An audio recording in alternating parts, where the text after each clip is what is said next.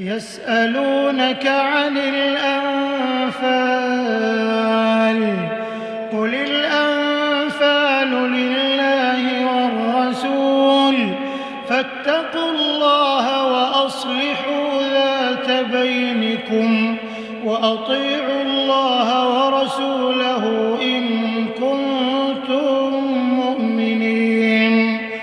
إنما المؤمنون الذين إذا ذكر الله وجلت قلوبهم وإذا تليت عليهم آياته زادتهم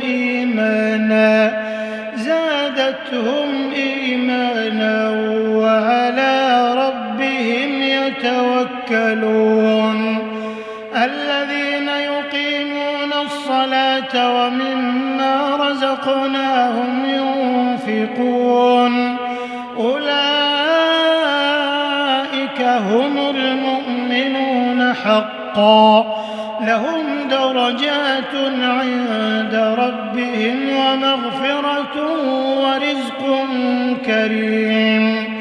كما أخرجك ربك من بيتك بالحق وإن فريقا من المؤمنين لكارهون يجادلونك في الحق بعدما تبين كأنما يساقون إلى الموت وهم ينظرون. وإذ يعدكم الله إحدى الطائفتين أنها لكم وتودون أن غير ذات الشوكة تكون لكم ويريد الله أن يحق الحق بكلماته ويقطع دابر الكافرين ليحق الحق ويبطل الباطل ولو كره المجرمون. إذ تستغيثون ربكم فاستجاب لكم أني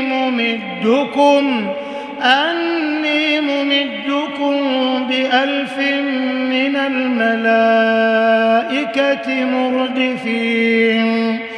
وما جعله الله إلا بشرى ولتطمئن به قلوبكم وما النصر إلا من عند الله وما النصر إلا من عند الله